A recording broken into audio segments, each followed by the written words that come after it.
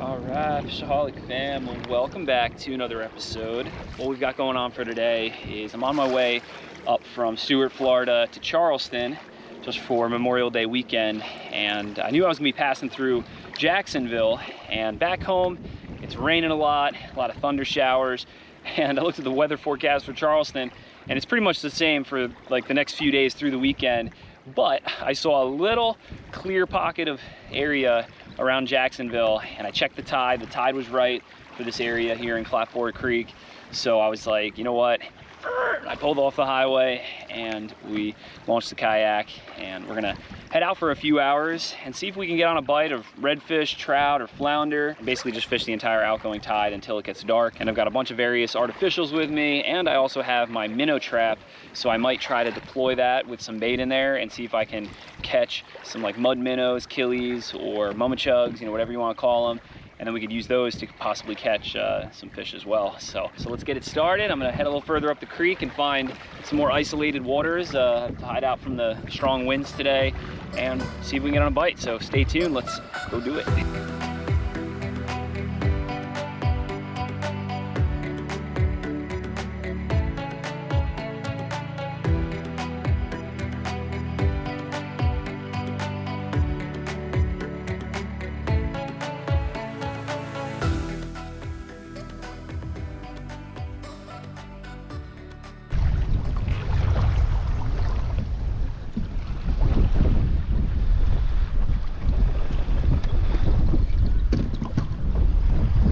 So I'm starting off with just this little 3-inch Z-Man on a 1/4 ounce trout eyes jig head, and I'm gonna put some Pro Cure all over it.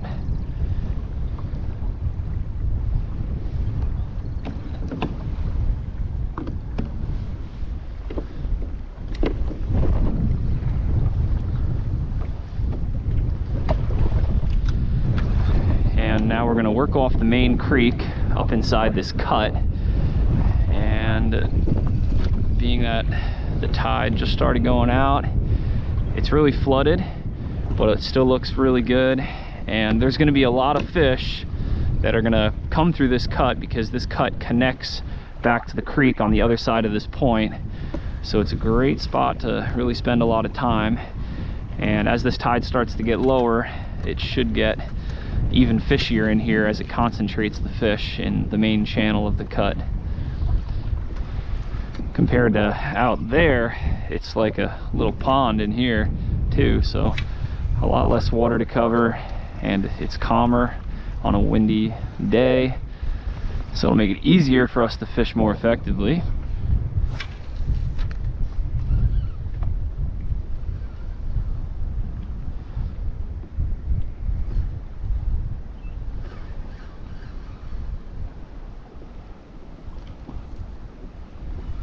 No way, there's a redfish right here in front of me. He just ate it right there. Oh my gosh, that was so cool.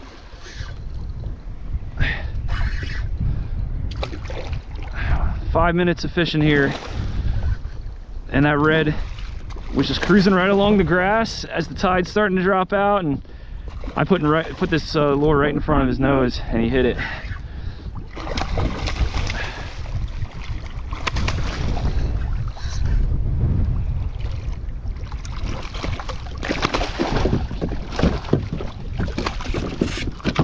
Beautiful red right there. All right, there you have it. A little better look because the other camera got covered in water. Let's pop the hook out and send her back. Whew. Real spunky one. All right, FishAholics. Well, just taking a quick break from the action to let you know that this video is brought to you by the Ridge Wallet. And Father's Day is right around the corner, and I know it can be hard sometimes finding a good gift for your dad. And I have to thank my dad, especially since he got me into my passion, which helped basically bring this channel to you, and all you guys probably watching wouldn't be here right now if it wasn't for my dad. So I'm gonna get him a great gift this year, and that is the Ridge Wallet. And it's the last wallet that you'll ever need, and I think it's gonna make an amazing gift. And there's so many different styles to choose from, and I currently have the 304 stainless steel burnt Damascus, and I absolutely love it. I can hold all the cards I need and a little bit of cash right here on the money clip. It's compact, easily fits into my pocket, and there are 50,000 5-star reviews and a lifetime guarantee. And other than the wallet, there is the Ridge key case, which is extremely slim and durable and holds up to 6 keys and will help take the jingle out of the traditional key ring. So find the best Father's Day gift using my link, ridge.com/fishaholic, and you'll be able to save up to 40% through June 15th. That is ridge.com/fishaholic. Now let's get back to action and hopefully catch some more fish. All right, let's get back out there and see if we can keep it going. And before I forget, I'm just gonna go over my setup. So currently I am tying direct with some 25-pound fluorocarbon Seaguar inshore leader that is tied with a uni-to-uni knot to my 10-pound Green Moss Power Pro braid, which is spooled up on this 4000 daiwa certate, which is paired with the 7'6" Dark Matter FishAholic Inshore Series spinning rod from J&H Tackle.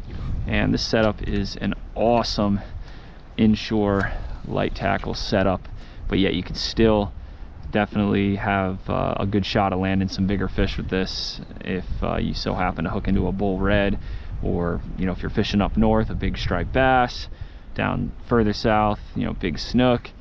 And on this very rod, myself, I've caught striped bass up to 30 pounds on it, and I've caught many slot snook on it.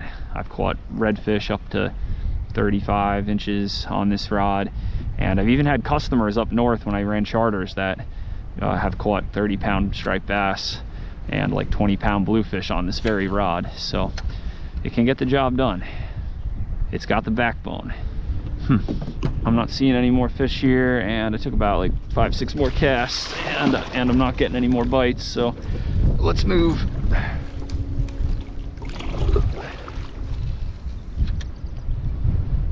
Nice little rip going right around that little grass point, and there's also oysters right on the edge there.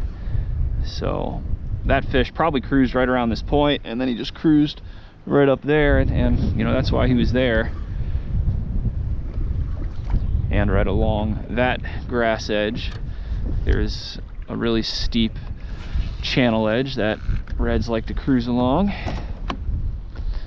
You can kind of see the edge of it right here, and that kind of extends out a little bit.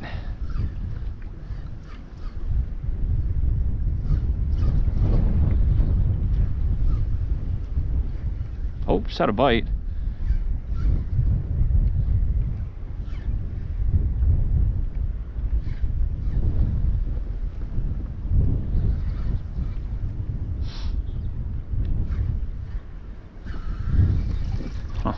I did have a little bite in there. Let me throw it back in there. It could have been a small red, or a red that just was nipping at the tail.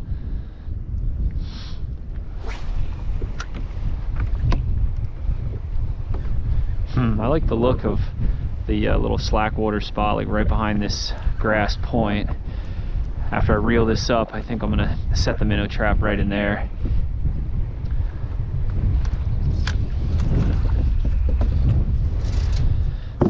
All right, let's load this up with some bait. And I really did not have plans to use the minnow trap here today. So all I had in the truck really that I think could work is some of this Gardetto's snack mix. So I'm gonna load it up in here.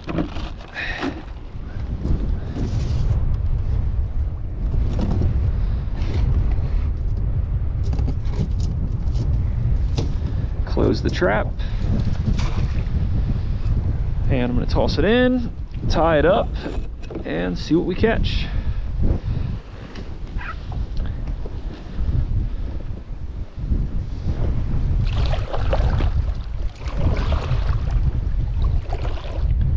All right, now I'm going to set an alarm for a couple hours, and then we'll come back and check it out.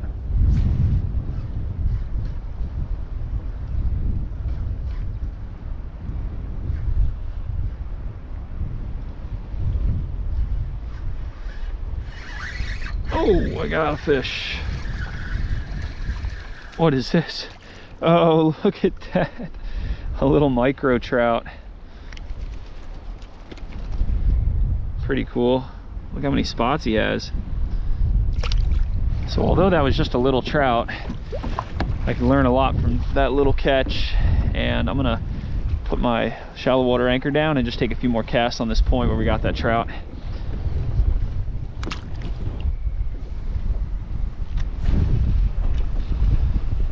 All right, not much here, so I'm gonna work back inside the cut.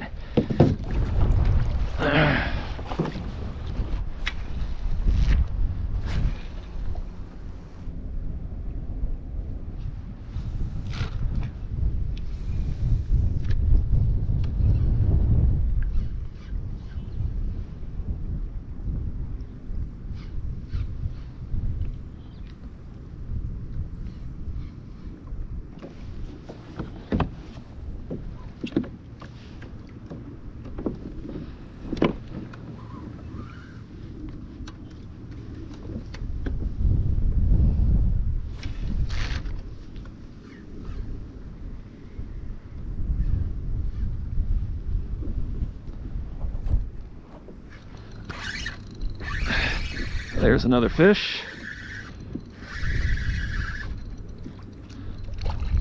What is it? Oh, it's a nice flounder. Sweet. Oh, quick release right there. If I had the net with me today, I would have got him. But that was definitely a keeper. Probably like 15, 16 inches.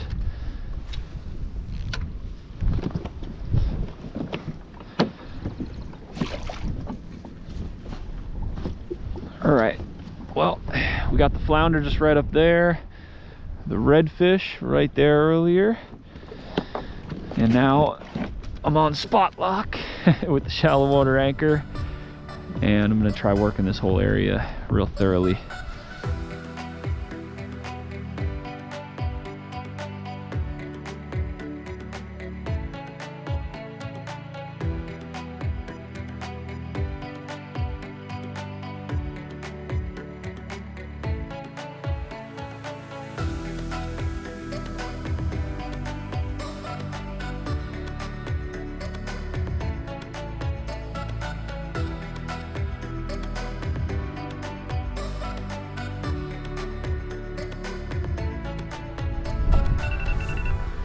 Oh, there is the buzzer for the minnow trap.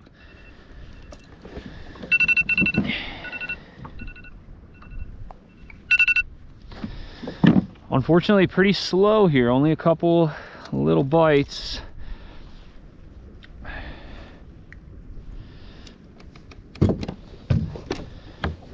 So I'm gonna try cutting off this swim bait, and I'm gonna tie on this little sexy dog spook to fish our way back to the minnow trap, and maybe we'll get some fish to eat on top. So I've been seeing a lot of mullet swimming around about this size, so I think this will work.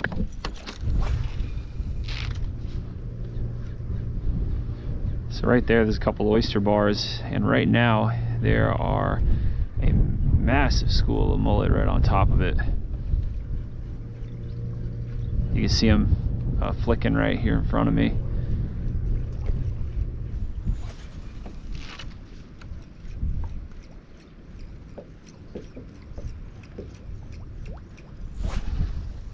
All right, look how much shallower the tide is. And let's see if we got any minnows. We have some, not many, but maybe enough to catch some fish with. Oh, and we got a shrimp in there. Sweet. So like this little bait there, although it's small, that is redfish candy.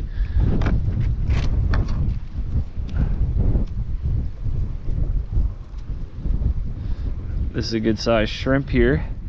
That'll definitely work. All right, let's put this away. I think we got about a half a dozen little minnows and the one shrimp. All right, now let's clip off this little spook for a little bit. I've got some really tiny circle hooks here that I'm gonna tie on. This is a size 1 Mustad Ultra Point circle hook, so it'll be perfect for those small little baits. Next, I'm just going to put on this little bobber, and I'll probably set it at like 2 feet above our hook.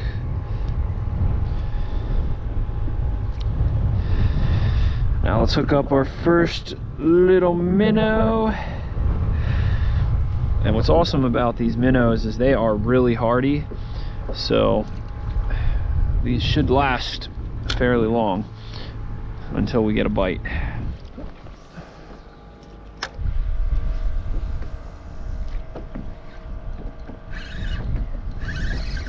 Oh, I got something here. Fish on.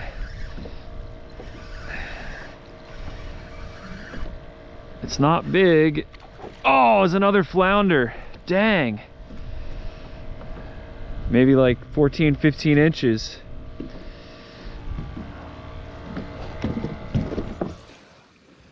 Starting to lose the filmable daylight, unfortunately.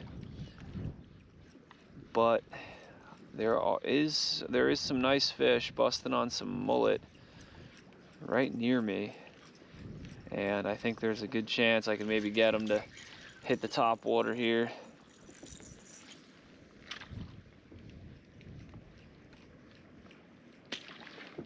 Oh, there was a bite.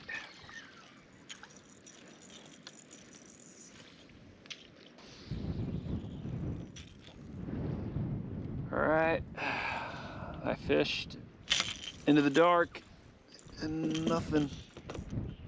All right, well, unfortunately, as you can see, we're starting to lose the filmable daylight, and I did have a couple more bites after that flounder, and actually, before I caught the flounder, I did catch another redfish, but it was about this big, and I thought I was recording, but I wasn't, so I didn't capture it, and that's why you guys didn't see it. And it wasn't really anything to write home about because it was 5 inches. But all in all, a decent outing for, you know, a few hours. And I did kind of feel like we cursed ourselves catching that first redfish so quickly. And it was a little bit of a struggle, but it was still nice just to come out and catch some fish. And I haven't been here on this spot like in probably 5-6 months. And if it wasn't so windy, I probably would have did a little better today because we were kind of just stuck to fishing this cut because of the wind outside this cut. And the main creek is really churned up, and I would have got soaked going to any other spots. And I got soaked just getting to this spot. But at least on our way back now, we're gonna be able to ride with the last little bit of the outgoing current and with the wind, and we'll be able to call it a day. And then I'm gonna hop in the truck and head up to Charleston, which should only be another like 3-4 hours or so. But anyway, I hope you guys enjoyed this video. If you did, please smash the like button, hit the subscribe button, and like always, live to fish to live.